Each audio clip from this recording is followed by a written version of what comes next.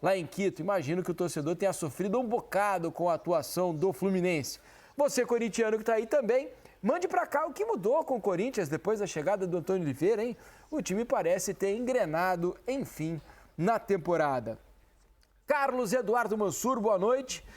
Todo mundo sabe que não é fácil jogar em Quito, né? A 2.800 metros de altitude. Mas confesso, né? Já vi inúmeros jogos lá em Quito. E esse Fluminense sofreu além da conta para mim. Foi um sofrimento acima do que eu imaginava que o Fluminense fosse sofrer, até pela característica de tentar segurar a bola, de ficar mais com ela. Algo que só aconteceu no campo de defesa, Mansur. O Fluminense quase não ficou com a bola no campo ofensivo hoje. Por quê? Boa noite, Mansur. Boa noite, Felipe. Boa noite, Alex. Boa noite a todo mundo que assiste o Troca. Antes de responder a sua pergunta, não posso iniciar o programa sem dizer que eu estou estupefato com o fato de que menos de 24 horas de uma tentativa de homicídio acontecida no futebol brasileiro aos jogadores do Fortaleza, a bola rolou naturalmente na Copa do Brasil sem uma manifestação dos jogadores, que são vítimas em potencial. Todos eles são vítimas em potencial porque a gente está flertando a cada dia e a gente passa a centímetros de fazer uma vítima fatal, né? É a pedra que pega próximo ao olho, é a pedra que raspa o jogador que está sentado no banco da frente ou de trás, mas as cenas são assentos de ônibus manchados de sangue, jogadores indo parar no hospital. Não é a primeira vez, é recorrente. Só nessa temporada a gente já assistiu menina de 8 anos sendo expulsa do seu assento de um estádio de futebol, ônibus do Palmeiras sendo apedrejado na chegada para a Supercopa e agora esse incidente com o elenco do Fortaleza que já tinha sofrido um atentado em Juazeiro, na Copa do Nordeste há 20 dias atrás. Futebol brasileiro, eu reafirmo, precisa parar, porque ninguém hoje é capaz de assegurar que um ônibus com jogadores de futebol vai sair e chegar ao seu destino em segurança, sem que a gente fabrique mais uma vítima. Daqui a pouco a gente vai falar mais sobre esse assunto, esse atentado contra o ônibus do Fortaleza ontem, ao sair lá da Arena Pernambuco, no jogo contra o Sport da Copa do Nordeste. Mas, acima de tudo, é preciso punir esses arruaceiros, esses bandidos que fazem e continuam assombrando o nosso futebol. Deixa eu dar uma boa noite ao Alex aqui. No fim, Mansur nem falou do jogo, né, Mansur? Você nem me respondeu a pergunta. Então fale primeiro sobre o sofrimento tricolor. Eu acho que o Fluminense tentou encarar o jogo com essas características, com a sua formação base e com o seu jeito de jogar. Esse seu jeito de jogar, que é muito vitorioso, que pode conduzir o Fluminense, inclusive, a ganhar a Recopa, porque eu acho que o Fluminense é melhor time do que a LDU e tem todas as condições para virar, ele tem algumas questões que, para essas circunstâncias específicas, criaram problema. Para mim, o Fluminense não teve um problema de retenção de bola. O Fluminense termina o primeiro tempo com 66% da posse, mas ele não conseguia achar alguém atrás das costas dessa pressão da LDU e ele não tem, nessa formação, tantas opções de velocistas para puxar essa bola atrás da pressão. E quando defendia, o Fluminense é uma equipe que vem defender muito atrás, porque o Ganso tem enorme dificuldade de ajudar no trabalho de marcação ou de pressionar na frente, o Cano trabalha bastante, mas não é um jogador com essa capacidade de pressionar, e o Fluminense vinha defender muito atrás. Só acho que, por mais que tenha tido muita finalização da LDU e muito jogo perto da área do Fluminense, eu não via o Fluminense na iminência de sofrer o gol. Boa parte desses arremates foram de fora da área, de onde, aliás, André e Martinelli tinham mais dificuldade de defender, porque ficavam muito sobrecarregados para defender a frente da área diante do que, por exemplo, de Ganso e Cano, que não dão tanto suporte, pressionando os primeiros passes dos adversários. Acho que teve muita bola da entrada da área. O gol acaba saindo, já quando o Fluminense está com uma outra formação, com um pouco mais de vitalidade até em campo, o jogo tinha mudado um pouco de característica, era um jogo um pouco mais aberto. E aí, quando você tem um adversário com mais volume, é evidente que o gol pode sair a qualquer momento porque a bola está rondando a sua área. Mas, para mim, era um jogo que o Fluminense não conseguia fazer o seu jogo acontecer, mas também não via um jogo de extremo sofrimento para o Fluminense. Acho que o resultado não é bom, mas a perspectiva para o Rio é de um Fluminense ainda, para mim, com todas as condições de virar esse placar. Sem dúvida que o Fluminense tem condições, mas acho que o desempenho hoje, pelo menos para mim, foi decepcionante. O Fluminense em nenhum momento conseguiu jogar e ameaçar o gol, né? Houve um chute na trave ali, né? Que pega na forquilha ali no segundo tempo, um chute do Lima. Mas muito pouco além disso, né? O goleiro da LDU praticamente foi um telespectador, ou um espectador do jogo, porque ele não estava na frente da TV, né? Mas foi um espectador do jogo, né? Um privilegiado porque viu o jogo de dentro de campo, Alex. Boa noite. que você achou da atuação do Fluminense nessa noite? Boa noite, Felipe, Mansur, boa noite a todo mundo que está em casa.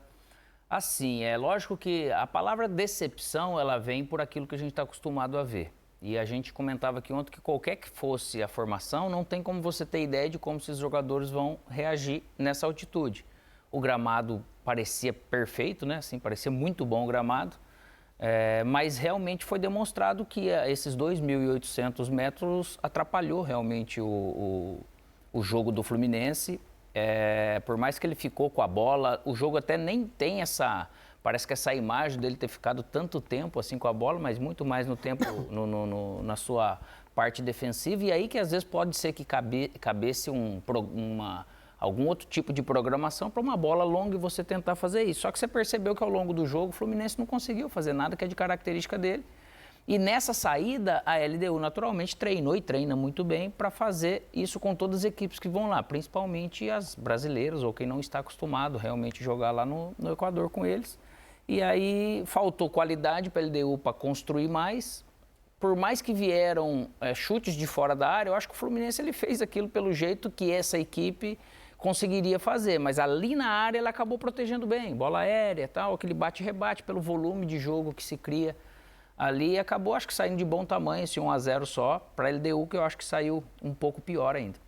O resultado no final das contas, pelo que foi o jogo, parece bom ainda para o Fluminense, para que ele consiga reverter a situação no jogo da volta no Maracanã na semana que vem. Nós vamos começar a falar mais sobre o jogo de hoje, primeiro sobre a escalação, né? Nenhuma surpresa a respeito da entrada do Keno, né? A gente já ontem aqui imaginava como seria a escalação, caso o Keno não pudesse jogar, mas se recuperou a tempo, entrou em campo, jogar mesmo não jogou, né? Porque o Keno mal pegou na bola hoje, pouco teve... Passou mal até no primeiro tempo. Passou mal, poucas ações ofensivas, nenhuma vez ele pegou a bola em condições de partir para cima de um adversário. E era o homem para o Fluminense tentar encontrar, porque era quem mais tinha essa característica. Quem consegue ganhar uma bola às costas da defesa em profundidade é o Cano logo no início do jogo. O lance que para mim é pênalti. Pênalti, né? Para mim é pênalti. Para mim, pênalti também. O VAR fez o papel dele, chamou o árbitro, né? Porque o VAR entendeu que houve o pênalti, o empurrão do jogador da LDU no Cano, mas o árbitro viu o vídeo e manteve a decisão de campo de não pênalti. Uma bola muito bonita do Marcelo, que logo depois ia sair do jogo, né? O Marcelo sai do jogo com 13 minutos, dá esse passe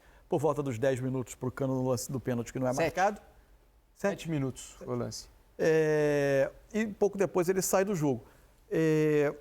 O Keno o Fluminense não conseguia encontrar. O Marcelo, ele tentava se colocar, o Fluminense fazia essa sua saída de bola acumulando alguns jogadores e aos poucos tentou usar o Marcelo um pouco por trás dessa primeira pressão para tentar ser ele o homem desse lançamento, desse passe longo. A saída dele, para mim, abria até uma outra janela de oportunidade para o Fluminense, porque o Diogo Barbosa, em alguns momentos da campanha da Libertadores e também por característica, é um jogador de mais passagem, um jogador de mais chegada. Ele poderia ser um jogador para ser acionado em velocidade pelo lado esquerdo e tentar dar esse desafogo ao Fluminense ao longo do jogo. Nem aconteceu tanto. E não sei se vocês veem igual, mas para mim esses minutos do Marcelo em campo, eles são um pouco a síntese da passagem dele no Fluminense, né? Momentos pontuais em que a qualidade dele produz algo que você olha e fala, quase ninguém no campo pode realizar isso, e ao mesmo tempo uma dificuldade física que o vem acompanhando, né? Durante essa passagem, seja em forma de lesões, seja em forma de jogos em que ele um pouco mais exposto tem dificuldade. Ele é uma balança difícil de equilibrar entre perdas e ganhos do Fluminense do que ele trouxe desde que ele chegou. Agora, o Fluminense foi muito apertado na saída de bola, né? No princípio do jogo, principalmente. Causou um desconforto grande hoje, né? A velocidade da bola a gente percebia que estava atrapalhando os jogadores. O Fábio, numa delas, uma bola recuada do Thiago Santos, por pouco não deixou a bola entrar no gol, né? Foi para o último recurso ali, a bola quase em cima da linha, ele deu um chute a esmo, assim, a bola ainda sobra para um jogador da LDU dentro da área, mas para sorte do Fluminense o gol não sai. O Fluminense teve dificuldade para conseguir também sair jogando de trás, né, Alex? Algo que o Fluminense costuma fazer com boa eficiência. E você vê que ele tentou fazer isso o jogo todo. Lógico, uma vez ou outra conseguiu. Verdade. Só que o que gera dificuldade? Às vezes você tem que fazer, você faz o primeiro movimento, você tem que reprogramar, fazer um outro para você conseguir receber essa bola, né? E a maior parte do tempo, você vê que essa altitude dos 2.800 atrapalhava, assim, fisicamente, dá para perceber. A gente viu o Ganso com até algumas dificuldades em alguns lances de dominar uma bola, né? Por isso que o Keno não pegou na bola, porque às vezes falta a condição física de você chegar para fazer o movimento e você chegar inteiro fisicamente para você sustentar. E o LDU marcando muito bem, né? Marcando em cima, estudou muito bem esses movimentos, então por isso também atrapalhou muito o jogo do Fluminense, mas que a bola da maneira que corria, raramente o Fábio acertou uma bola que era ela média ou um pouco mais longa. O Arias, você pode ver, também participou pouco do jogo, porque realmente... Mas no primeiro tempo era o único escape que o Fluminense tinha O também, único, né? mas sem conseguir ficar numa boa condição. Então, quando a bola chegava nele, parece que não tinha força e condição física de ir lá, se aproximar, daí você fala, poxa, agora eu vou ficar com a bola. E para ficar com a bola, você tem que se movimentar. Até no jogo posicional, você precisa fazer algum movimento, você precisa ter isso, e faltou também para o Fluminense. Para mim tem dois aspectos. Primeiro, faz falta nesse tipo de jogo, muita falta, e o Fluminense ainda não encontrou, seja nas suas ações de mercado, seja no que ele tem no clube, um jogador com a capacidade do Nino para dar essa saída, né? O Nino é um jogador de muita capacidade de sair conduzindo a bola.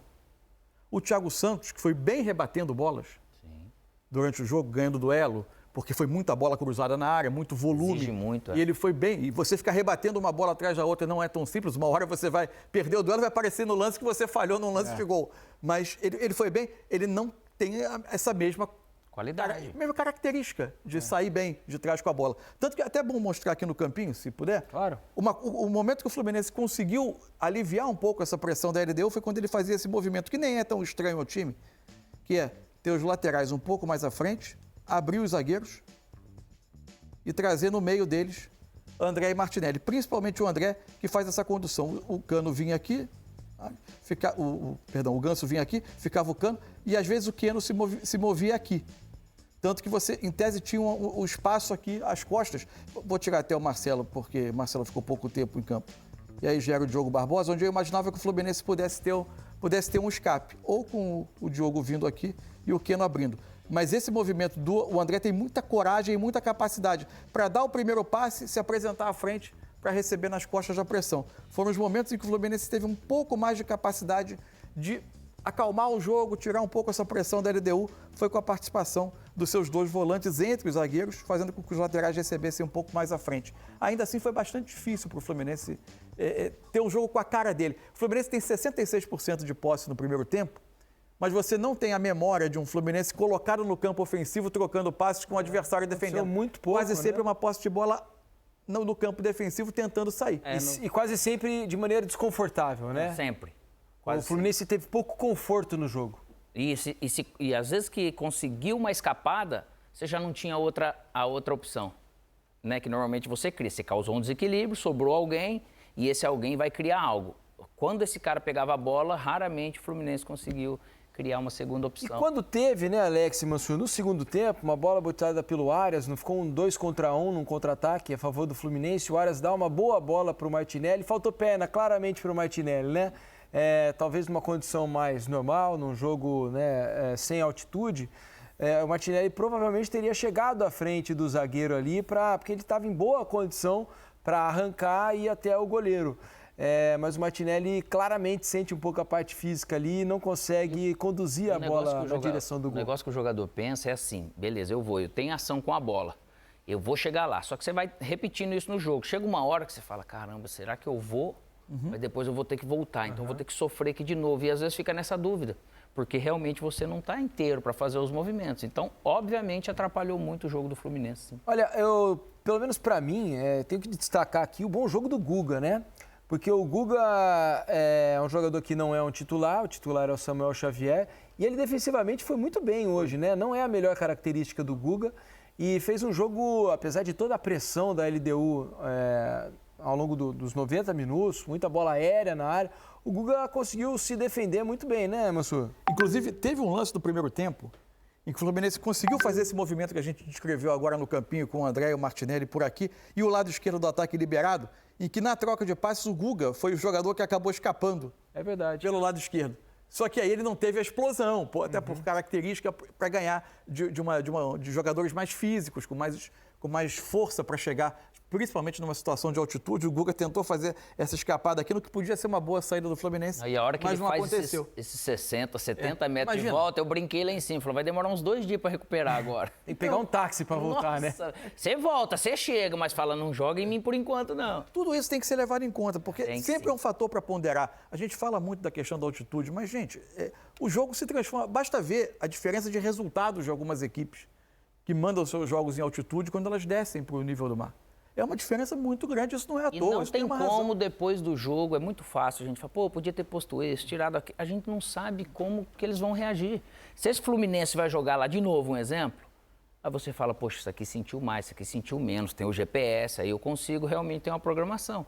Hoje, da maneira que foi, você não programa isso. Tiro né? mais no escuro ainda, né? Porque não teve essa oportunidade. Porque você acredita que mesmo o Marcelo que acabou sentindo a panturrilha, ele fala, não, poxa, eu tô me sentindo bem ali antes do jogo, o problema que tem é normal e eles vão dar conta. É o principal que acontece. Mas ver esse Fluminense da maneira que a gente viu hoje é muito difícil de se ver. Agora, a impressão que eu tive também é de que a LDU não mostrou um time de muita qualidade para enfrentar o Fluminense no Maracanã, né?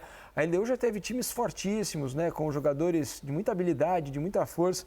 Não me parece o caso dessa vez. É um time bastante comum, um time que chutou muito de fora da área, insistiu muito nas jogadas pela beirada, mas com poucos jogadores de desequilíbrio, capazes de, pelo menos na minha visão, assim, antes do jogo, de incomodar muito o Fluminense no jogo do Maracanã. Tentou levar o jogo para um lado bastante físico, né, com uma pressão muito forte, encaixando quase 1 contra 1 na saída de bola do Fluminense, tentando esse embate físico roubar a bola mais perto do gol. Até aproveitar da altitude nesse aspecto, porque a velocidade da bola, até o jogador do Fluminense se habituar a ela, E aí era provável que acontecessem os erros. E Né? como Tiveram 3, se for ver ao todo, acho que 3 chutes perigosos, assim, 2 no primeiro tempo, um que o Fábio tocou, Teve um que o Fábio tocou, o juiz não deu, outra né? bola passou Teve outra que eu perto. tive a sensação que ele não chegaria na bola, a bola passa muito perto do gol. E tentando esses chutes também pela questão da altitude, o Fluminense também dava espaço à frente da área. Era um setor que o Fluminense protegia menos. Protegia bem a área, mas não protegia tão bem a frente da área. Agora, quando tinha a bola e precisava entrar na defesa do Fluminense já posicionado atrás, não me pareceu um time com tantas soluções assim. O jogo do Maracanã tende a ser bastante diferente, né? Deve ser uma LDU atacando espaço. E ainda mais agora com esse resultado, conseguindo o gol no fim do jogo, atacando espaço diante de um Fluminense que vai tentar se posicionar no campo de ataque, fazer o seu jogo, reter a bola, aí dessa vez no campo ofensivo e não tão perto da sua área. Deixa eu colocar os números do jogo aqui, vamos colocar os números, porque tem uma estatística que chama bastante a atenção, que é o número de finalizações. Olha só, posse de bola 40% da LDU, 60% do Fluminense.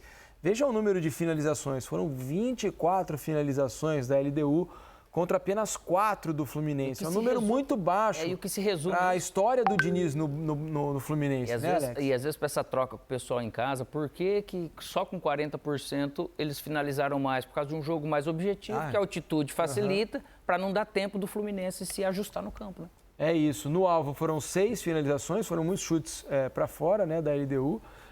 2 do Fluminense, 16 escanteios. Vejam como a zaga do Fluminense pelo alto foi bem, né? Porque foram teve 16 um perigoso, acho que o mais contra. perigoso foi o que foi quase olímpico, né? Teve um na batida no primeiro tempo, né? Uma batida de perna direita que o Fábio não consegue acertar a bola e acho que o Guga, né? O Guga que tira ali antes da bola entrar, quase que em cima da linha. Mas 16 escanteios é um número bastante alto. Faltas cometidas 19 da LDU, né? Por causa dessa pressão toda. E aí, para não permitir também o Fluminense jogar. Contra-ataque. Contra 4 faltas apenas do Fluminense. Na segunda página, 1-1 em impedimentos, passes trocados 481 do Fluminense, 294 da retrato LDU. do estilo dos dois times, a LDU com um jogo bem mais direto. Sim.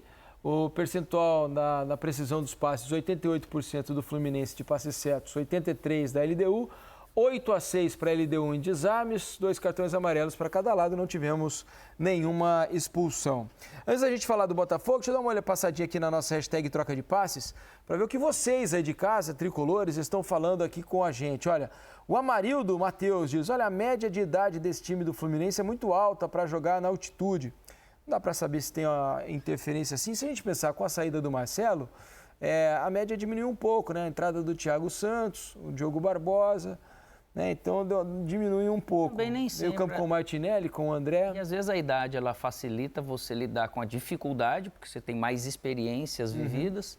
E não quer dizer que realmente, fisiologicamente, o mais jovem ele vai obrigatoriamente sofrer menos que o mais velho. O Carlos Alberto Espina diz o seguinte: o pênalti foi um pisão no pé, não foi no empurrão. Sim, a minha impressão também.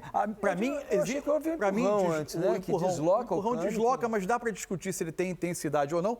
Mas quando ele desloca o cano, aí o pé esquerdo do cano fica um pouquinho para lateral. E aí o pisão termina de tirar qualquer possibilidade dele de progredir na jogada. Ele não consegue fazer o movimento. Para mim, ali o pênalti acontece no toque por baixo, definitivamente. Vou te dizer que eu não vi o toque por baixo, eu vi só o empurrão. E achei pênalti já assim. Já no empurrão. Então houve pênalti, então, por cima e por baixo.